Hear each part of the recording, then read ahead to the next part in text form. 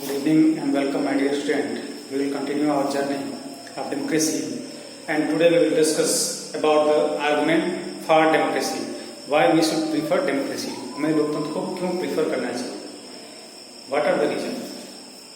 These are the reasons. These are points through which we can understand why we should prefer democracy. The first one is a democratic government is an accountable government. What do we mean by accountable? लोकतांत्रिक सरकार एक जवाबदेह सरकार होती है. In democracy, the government is elected by the people and it work for the people. It work for the welfare of the people. But in government functioning, there may be chances that mistakes are possible in a democratic government. Though there are चुनी हुई लोकतांत्रिक सरकार में गलतियों की भी संभावना है. There is chances of mistake in democratic government, but such a democratic government is an accountable government. यह सरकार हमारे प्रति जवाबदेह होती है. It means people have right to question about the functioning of the government, about the working of the government. When we elect our representative, many times we can meet our representative and we can ask to our representative why our represented government why our representative are not working in favor of us, why they are doing mistakes. Though there are chances of wrongdoing, but they are also accountable. They respond, our elected leaders respond to we people. हमारी जो ये लोकतांत्रिक चुनी हुई सरकार है, ये हमारे प्रति जवाबदेह होती है. ये हमारे प्रति जवाबदेह होती है. जब भी हम चाहे अपने चुने हुए प्रतिनिधियों से मिल करके अपनी समस्याओं को बता सकते हैं, उनसे पूछ सकते हैं, सवाल पूछ सकते हैं. They have right to question about their policies, their functioning, कि उनकी पॉलिसी या उनके नीतियों के बारे में, उनके कार्यों के बारे में, कि कैसे वो सही कर रहे हैं कि नहीं कर रहे हैं, उसके बारे में हम क्वेश्चन कर सकते हैं.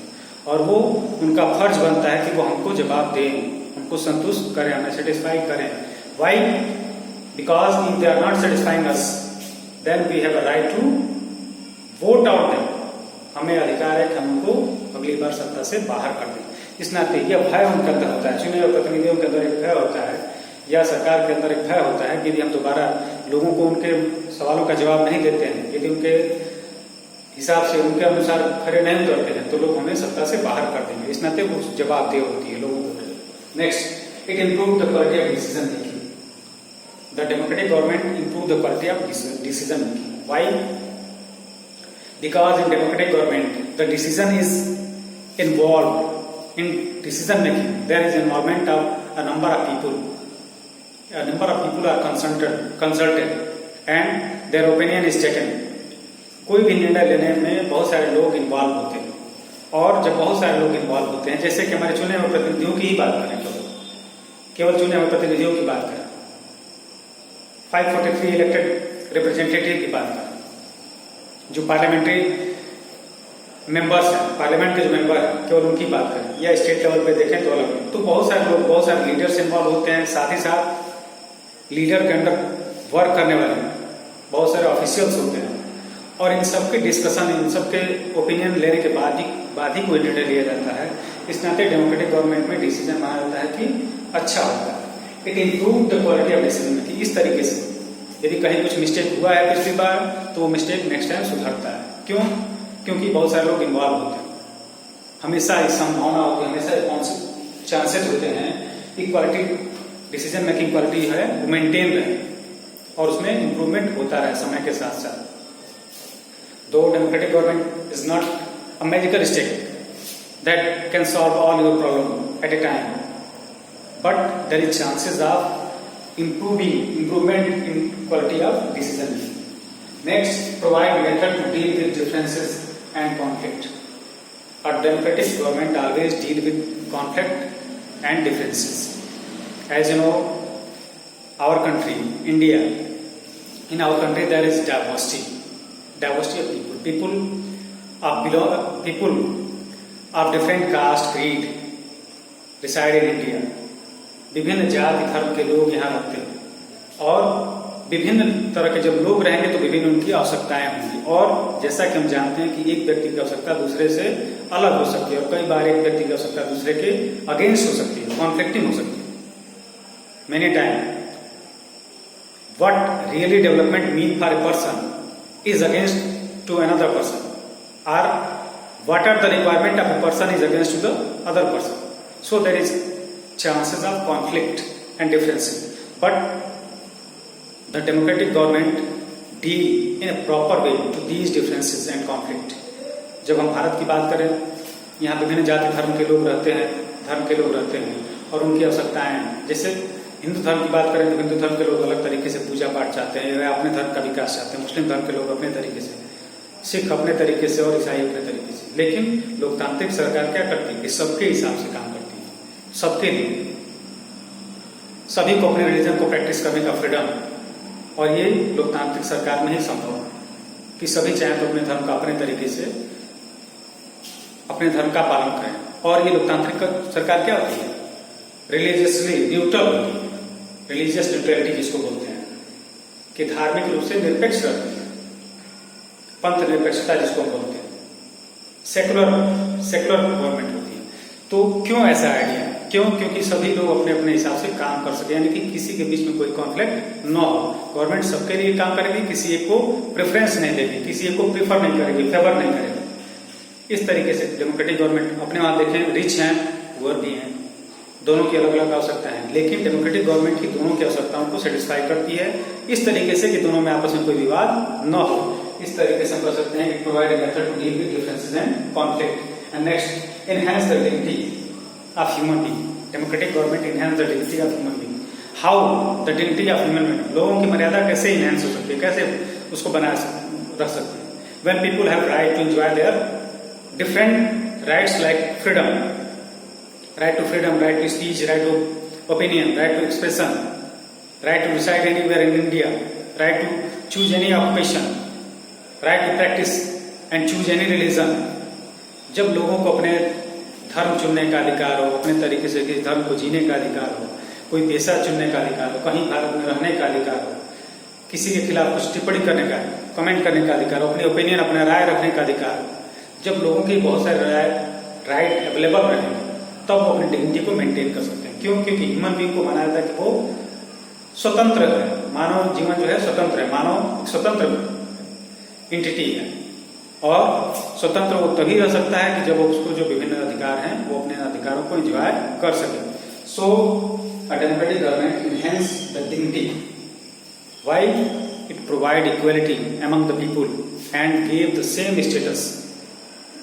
Same status, it means the status which is given to the rich is also given to the poor.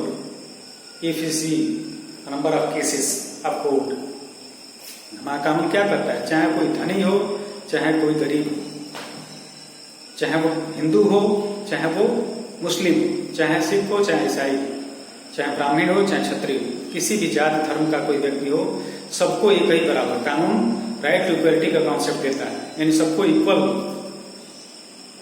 समान अधिकार देता है. और जब सबको इक्वल रखता है और वो इक्वलिटी को मेंटेन कहाँ किया जाता है? लोकतांत्रिक सरकार, डेमोक्रेटिक गवर्नमेंट. इस तरीके से हम कह सकते हैं कि enhance the dignity of individuals or human being. And the last point is it allow us to correct mistakes. दो democratic government, in democratic government mistakes are possible. A number of people are involved. The decisions are taken after consultation and discussion.